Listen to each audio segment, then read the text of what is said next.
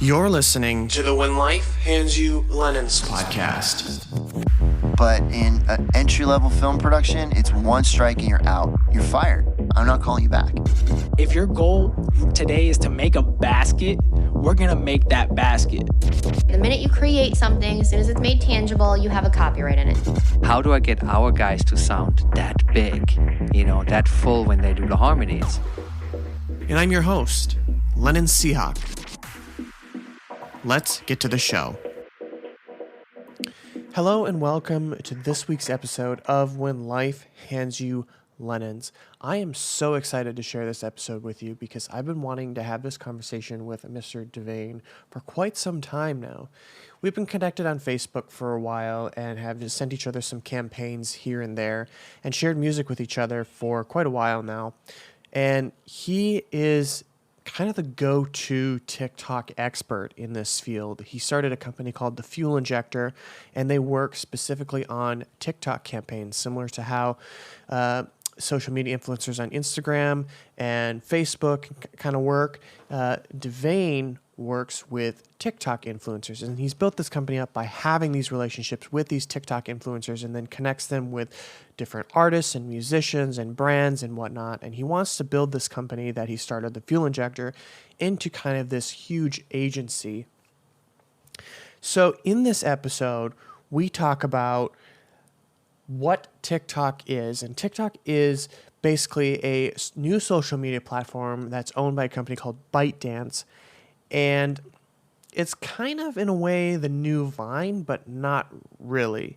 We talk about the different types of content that's on TikTok because every social media platform has a different type of content. For example, Instagram is very picture-based, and TikTok is very video-based. We also talk about advertisements on TikTok and how social media influencers partner and work with artists and people to share content. For example, if you want your song to be featured on one of your favorite TikTok influencers who has, say, 2 million followers, there is kind of a strategy behind that where you work together to then have them share a clip of themselves talking or dancing or something over one of your songs. So we talk about all those types of things and how they make money and how you can make money on TikTok and whatnot. And I'm really excited for this because Devain is such an expert in this field. And before we jump into the episode, I just want to remind you to please sign up to my mailing list, as it helps me notify you when new episodes like this are live. I would also encourage you to follow me on Instagram, as I'm going to post some tips and tricks and clips on Instagram as well prior to the show coming out. And it's where I'm most active and can stay connected with you. There is a guest request form in the show notes below as well. So if you or somebody you know would be a good guest for the show, please fill it out and I will reach out if you're a good guest for the show. Lastly, I would appreciate a 5-star rating and a review on Apple Podcasts, as it greatly helps listeners discover the show, and it helps the show kind of get boosted within Apple's algorithms. So without further ado and me ranting a little more about TikTok, let's jump in to the conversation with Devain Doolaramani. Cool. So thanks for being on the show, first of all. I appreciate you taking the time out of your busy schedule to jump on the show with me. So why don't you start by telling us who you are and what you do? Yeah, definitely. So my name's Devain Doolaramani. I'm 21. I go to Chapman in Southern California. I'm graduating in 2 months. But in the present time, I basically started a digital sort of agency that specializes and focuses on TikTok primarily. And we've been running campaigns for a lot of music labels on a weekly basis. But more than that, we're really trying to expand to brand strategy now too. So we started working with brands, everyone from Boohoo to Pretty Little Thing, Revolve, Fashion Nova, Arizona Iced Tea, and more. So yeah, really my end goal is to really build a media company more so than an influencer marketing agency. But we started somewhere and it's going decently. We've done a lot of campaigns that have performed well in the music space. Recently, we just amplified The Weeknd's Blinding Lights and Roddy Ricch's The Box, but we've done a lot more prior to that, and yeah, it's been pretty cool just seeing the company develop and grow in the short time it's been around. Yeah, how long have you had the company? So officially we launched the agency about 5 months ago, Okay. 4 or 5 months ago. Okay. And then how long did it take before that to like get everything like set up and ready to launch? It took like 2 months, 2.5, 3 months. Okay. So there was definitely a process before launching. Absolutely. And why TikTok? I mean, that's your main focus, correct? Yeah. So TikTok is the main focus right now.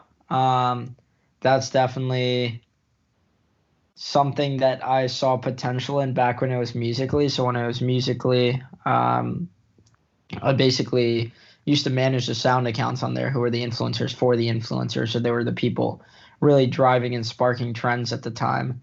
And then I knew that it was going to be a powerful platform just because of the mass amount of people you could reach through a single app.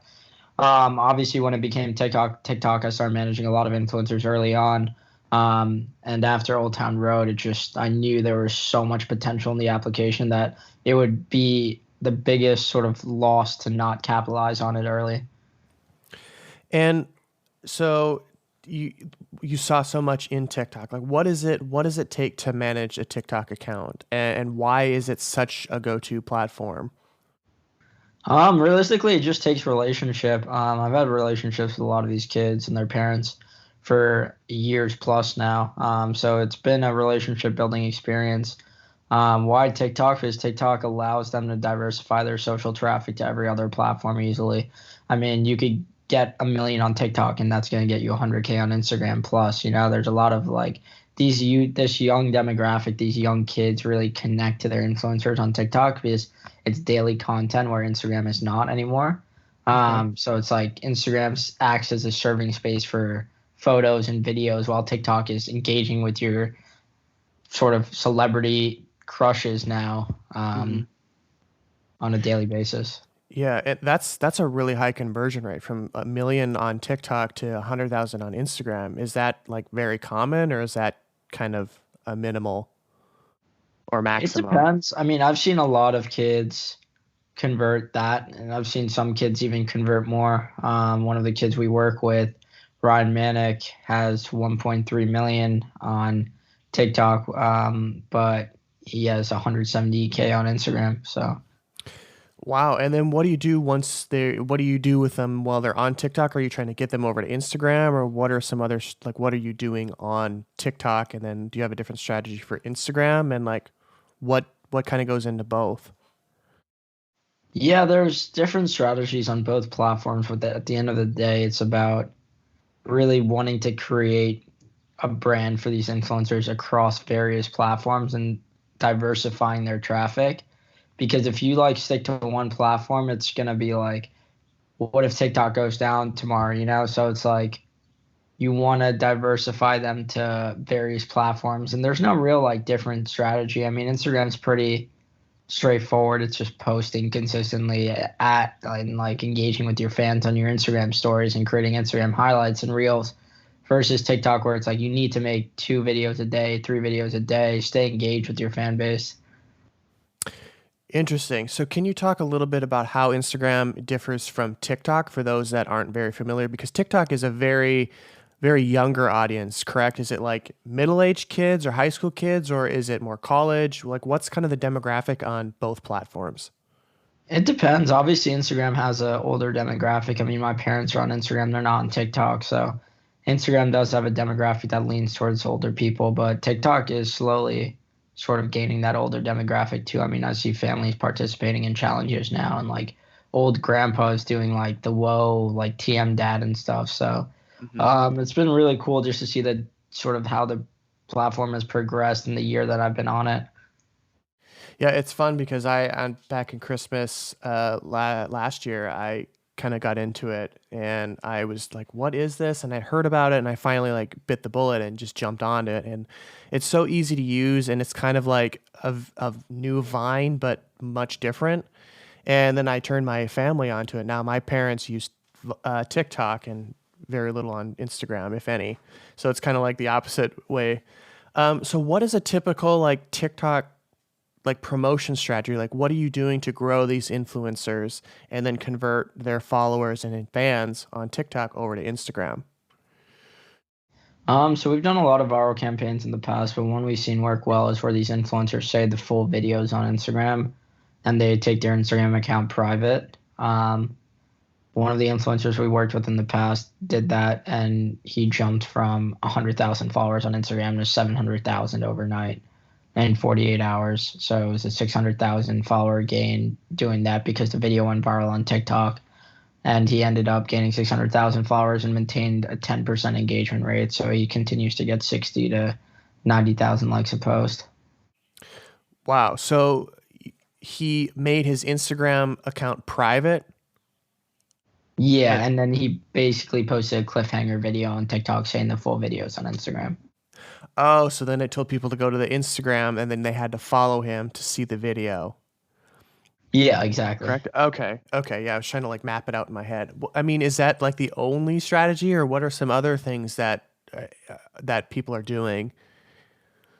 I mean, a lot of influencers just gain organically on Instagram because people connect to them on TikTok more than they do with other influencers. I think that's the most simplest way to go about it, is just connecting with your audience so they want to follow you everywhere else and see what you're up to.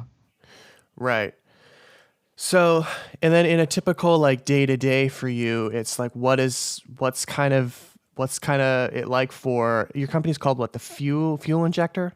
Yeah, the fuel injector. And where did that come about? And then what's kind of like the day to day look like for you? And then kind of the team that you've got assembled.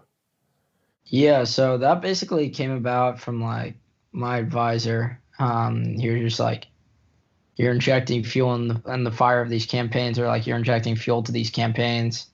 So he just came up with the name, the fuel injector. I'm like, that sounds sick. Let's run with it. And now it's like, we ignite your campaign. But in terms of day to day, the team's not that big yet. We have a few influencer managers that handle the influencers day to day stuff, but there's not like a crazy big team yet. Mm-hmm.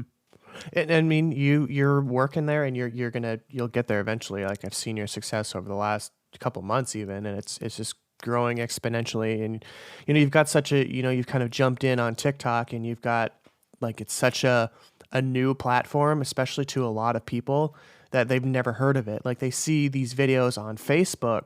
Like, I'm seeing TikTok videos on Facebook all the time, and people are wondering like what it is, but they don't really know exactly what it is. So you're kind of jumped in, and you've got the I guess you could say you've jumped in earlier than everybody else. I'm trying to think of the metaphor for it, but I can't think of it. So are these influencers mainly, like, you're trying to obviously grow them to other platforms? What other platforms are you trying to push them to? Are you pushing them to Facebook? Are you pushing them to Twitter, YouTube, Snapchat? Yeah, so the biggest thing we're probably pushing them to is YouTube for sure. Just because YouTube stayed so consistent and constant with their ad revenue, and hasn't really changed much as a platform as a whole.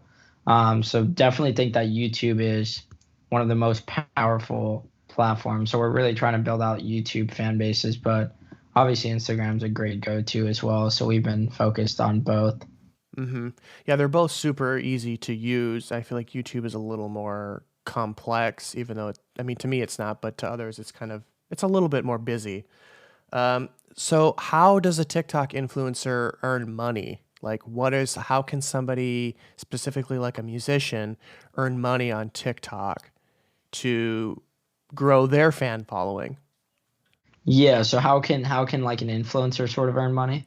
Well, yeah, you could talk about how an influencer can make money, and then how can a musician potentially partner with an influencer to make money, or work together on a partnership to maybe come up with like a challenge that maybe goes viral or something like that. Yeah, definitely. So I've seen, talking about the sort of segment of like an influencer making money, a lot of the time influencers are approached by like labels or independent artists to sort of promote sounds for their given rates. So a lot of influencers have given rates that they just charge for promoting music. So that's how one side of it works. I've heard of influencers sort of working with artists on royalty splits too. So influencers try to push songs out, blow them up, and they get royalties in return. I don't know anyone specific, but I've definitely heard about that. Um, but yeah, normally it's a case by case scenario in the sense that the artist just pays an influencer to use the song in a video. Okay, so and then when they're using that song, is the song like distributed? Like, is it on TikTok or are they using the song in the background? And then how are they kind of calculating how much the song is used or how many impressions the song has gotten and things like that? So there's no real way to track analytics on TikTok about how many streams are being driven or how many impressions are being driven. It's more so that you're getting the impressions, which is obvious from the view count on the video. Mhm. And like the sort of, yeah, it's basically obvious from the view count on the video. But there's no real way. I mean, and these artists just pay off these influencers to use the songs in the videos and find ones that have started trends in the past, and they hope that it takes off. And normally the song is distributed on TikTok as a like 15-second song snippet, but I've also seen people just ask influencers to use original sounds if the song's not on TikTok or their distro doesn't service there or something. How much does it typically cost to pay an influencer to use your song? Is it something that they just kind of like take? Is it like anybody that'll throw money, or are some very specific on the kind of music that they're accepting and listening to, or how does that kind of work? It depends. A lot of the bigger influencers now, the top tier macro influencers, are making anywhere between probably I'd say 3K plus a post, the biggest ones. Um, I mean, the biggest ones probably make like 20K a post plus. Um, the mid tier guys make anywhere between probably like 500 to a grand plus a post, and then the lower tier make like 100 to 500. And then can you break those tiers down? Like how many, like what are you basing it on? Are you basing it on followers? Are you basing it on impressions or views, likes?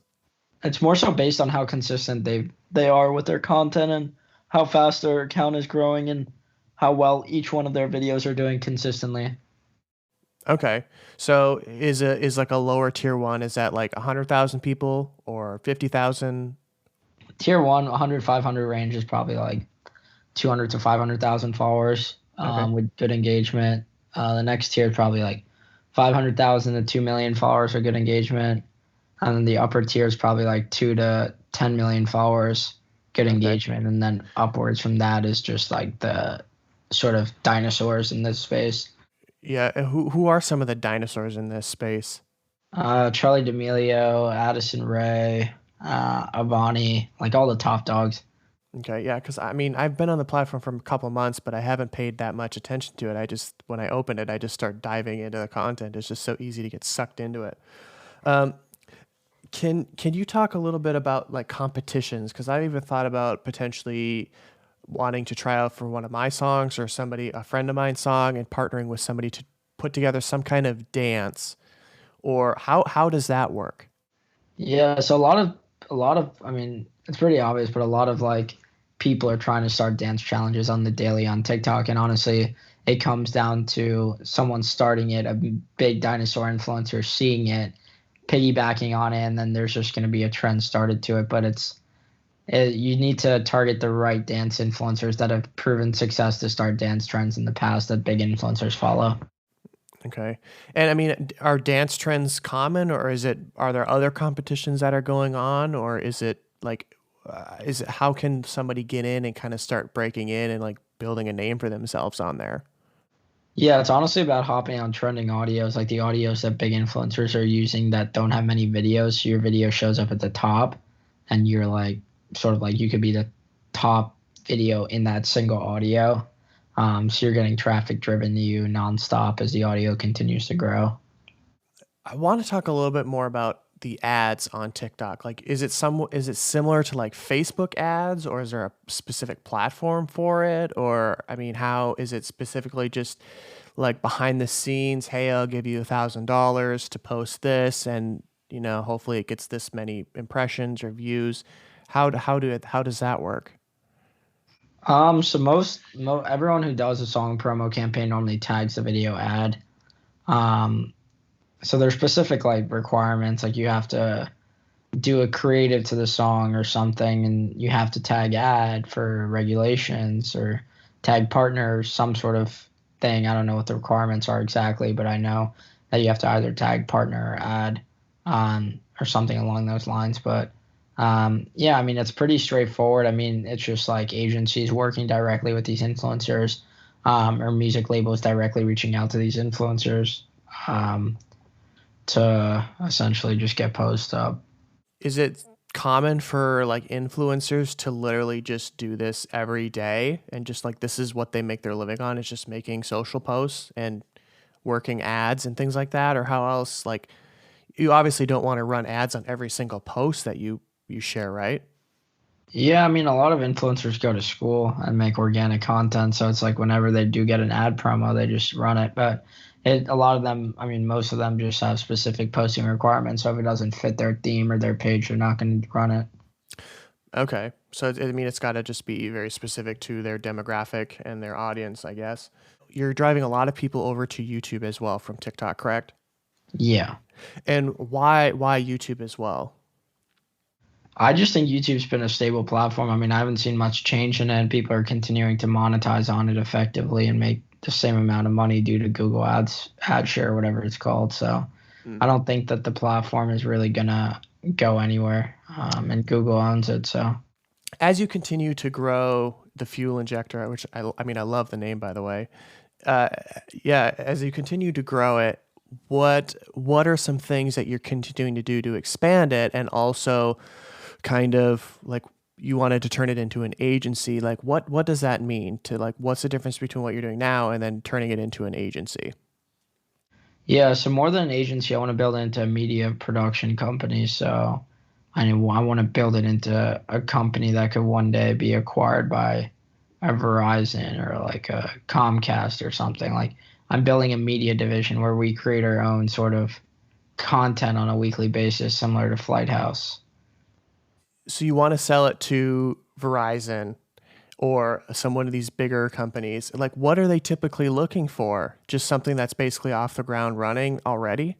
My end goal is not even to sell. It's more so to build something that I'm passionate about is and just gonna make an impact on the world and really help people grow. And I'm able to develop personalities. But if a bigger company does want to come around and has the same vision and sees the same sort of strategy that I'm working on building this company with, then I'd be more than happy to partner with them and have them acquired and still sort of run the company as a CEO.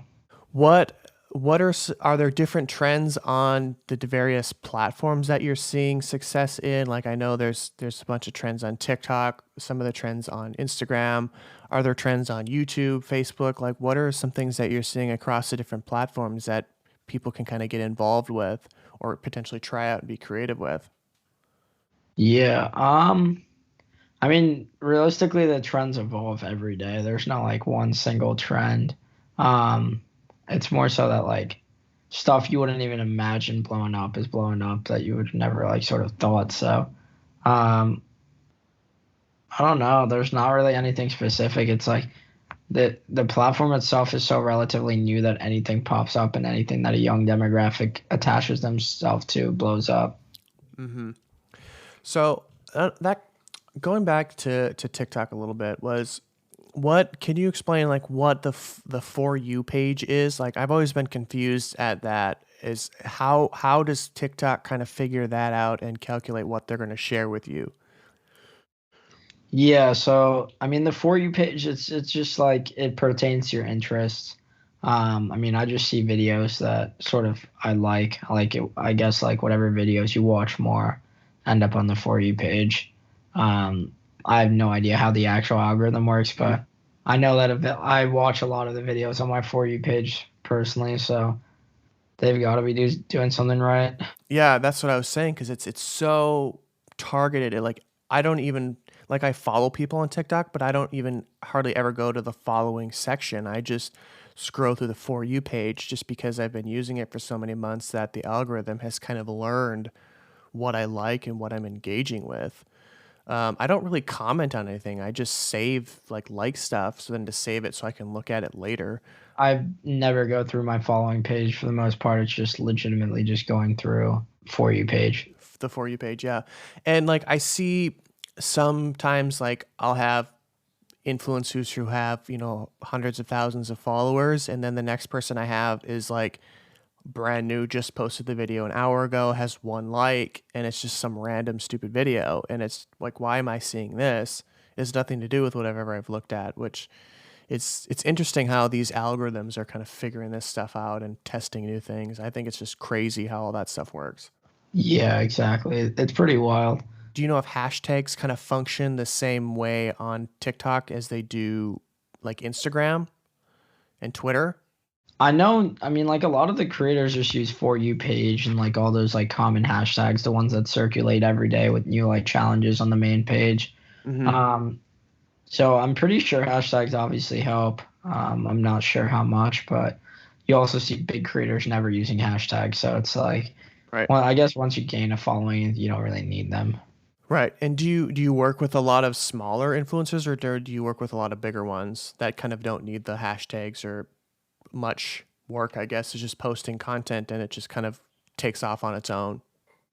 We work with a variety. It just depends. I mean, like we work with some big, some small. So, um, yeah, I mean, it's really dependent. We don't see our bigger ones. I mean, the big ones still use hashtags, but not really as much because they already have a following. I guess hashtags like really help you get on the main page to gain that following. Mm-hmm. And is for somebody that wants to start posting content on TikTok, is it like consistency? Is it use of the hashtags? Like what does it take to kind of start gaining traction on TikTok? Yeah, so realistically, I think that it's just consistency. Like keep making content and keep crushing it, and like eventually one video will go. Like you can't give up. I mean, I've seen people make videos for months and they still haven't blown up, but like you never know. So Yeah, so one of my somebody that I know went viral on TikTok. Like it was like a quick like airplane hacks video, and it was just like he posted like said, "Oh, the little bag that you get, you can use that as a trash bag. You can put the butter it's usually cold and it's hard. You can put it on like a warm piece of food that they give you, and it'll like soften the butter." And then the last one was if they'll ask you for like red or white wine, and you just act confused, and sometimes they'll give you 2 glasses of wine, and it just exploded. It got like hundreds of thousands of likes, and he shared like his tactics on how to get famous or blow up on TikTok, which I thought was kind of cool. And it was just like very short, simple, to the point content. yeah, it's honestly about just engaging the viewer. Like if I'm engaged in a video right off the bat, I'm definitely gonna be like, all right, now I'm definitely gonna keep watching this guy's videos. So is there, I mean, aside from the fact that you have to create engaging content, like, is there kind of a strategy that works best? Like, I see a lot of YouTube videos that do really well, and the ones that engage me are the ones where people are like, "Hi guys, my name's ABC, and today I'm going to show you how to do XYZ. Let's dive in." Like the first 10 seconds, it's telling me exactly who they are, what they're going to do in the video, and what to expect. Is there kind of like a content strategy for TikTok for that, or is it just random bullshit that people post? I think that it's just random. Like there's so many people creating random content in the current day that it's just like if something sticks and it's gonna take off, you know?